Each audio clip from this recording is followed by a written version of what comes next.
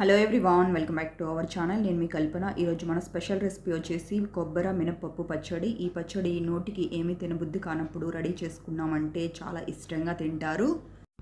ఈ పచ్చడిని రెడీ చేసుకోవడానికి కేవలం 5 నిమిషాలు కేటాయిస్తే చాలు. ఎంతో కమ్మనైన పచ్చడి మన సొంతం అవుతుంది. అంత టేస్టీగాను ఉంటుంది. ఈ పచ్చడిని ఒకసారి కనుక రెడీ చేసి ఫ్రిడ్జ్లో స్టోర్ చేసుకున్నారంటే వారం రోజుల పాటు దీన్ని టేస్ట్ని ఎంజాయ్ చేయొచ్చు.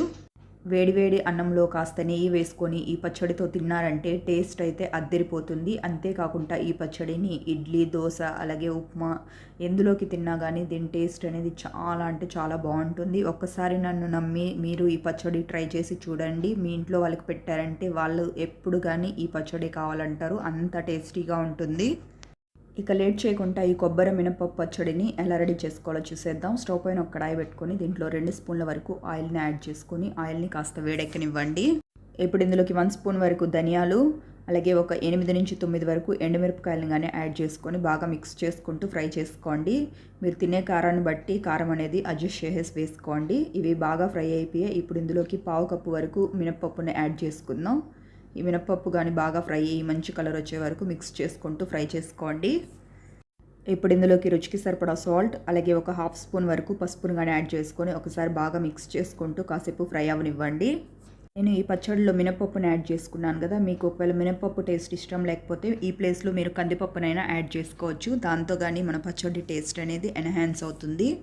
ఇప్పుడు ఇందులోకి ఒక చిన్న కప్పుడంతా కరివేపాకును కానీ యాడ్ చేసుకోండి. కరివేపాకు మనందరికీ తెలిసిందే, కళ్ళ ఆరోగ్యానికి అలాగే జుట్టు కుదుళ్ళ నుంచి స్ట్రాంగ్గా అవ్వడానికి ఉపయోగపడుతుంది. కాబట్టి నేను ఇక్కడ కరివేపాకును కానీ యాడ్ చేసుకుంటున్నాను.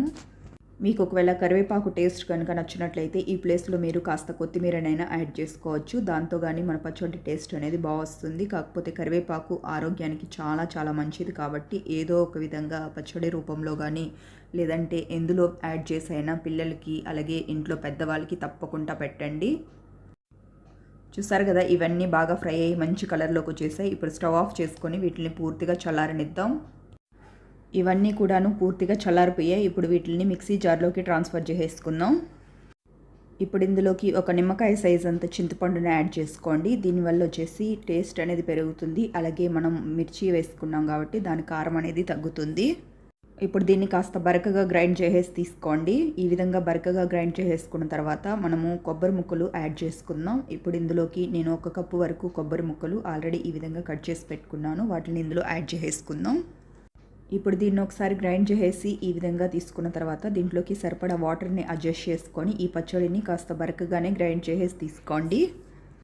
పచ్చడిని ఈ విధంగా గ్రైండ్ చేసి తీసుకోండి. మరీ పల్స్గాను ఉండద్దు, అలాగే మరీ చిక్కగాను ఉండద్దు. ఇలా రెడీ చేసుకున్న దీన్ని సర్వింగ్ బౌల్లోకి తీసేసుకొని రెడీగా పక్కన పెట్టుకోండి. ఇలా రెడీ చేసుకున్న ఈ పచ్చడిలోకి పోపుని ప్రిపేర్ చేసుకుందాం. స్టవ్ పైన ఒక కడాయిలోకి 1 స్పూన్ వరకు ఆయిల్ని వేసుకొని ఆయిల్ని కాస్త వేడెక్కనివ్వండి. ఇప్పుడు ఇందులోకి ఒక 1/2 స్పూన్ వరకు ఆవాలు, ఒక 1/2 స్పూన్ వరకు జీలకర్ర, అలాగే 2 ఎండుమిర్చి, ఒక పించ్ వరకు ఇంగువ వేసుకోండి. ఇంగువతో పచ్చడి టేస్ట్ అనేది ఎన్హాన్స్ అవుతుంది. ఇవన్నీ కాస్త మిక్స్ చేసుకుంటూ ఫ్రై చేసుకున్న తర్వాత దీంట్లోకి కొద్దిగా కరివేపాకును కానీ యాడ్ చేసుకొని బాగా మిక్స్ చేసి స్టవ్ ఆఫ్ చేసుకోండి. ఇలా రెడీ చేసుకున్న ఈ పోపుని పచ్చడి పైనుంచి యాడ్ చేసుకోండి. నోటికి ఏమీ తినబుద్ధి కానప్పుడు ఈ విధంగా పచ్చడిని చేసుకొని తిన్నారంటే రోజు తినేదానికంటే 4 ముద్దలు ఎక్కువే తింటారు. అంత టేస్టీగా ఉంటుంది. చూసారు కదా ఫ్రెండ్స్, నోరూరించే కొబ్బరి అలాగే మినపప్పు పచ్చడిని మనము ఎంత ఈజీగా అలాగే సింపుల్ ప్రాసెస్లో రెడీ చేసుకున్నామో మీరు మీ ఇంట్లో తప్పకుండా ట్రై చేసి మీకు ఎలా వచ్చిందో కమెంట్ సెక్షన్లో తెలియజేయండి.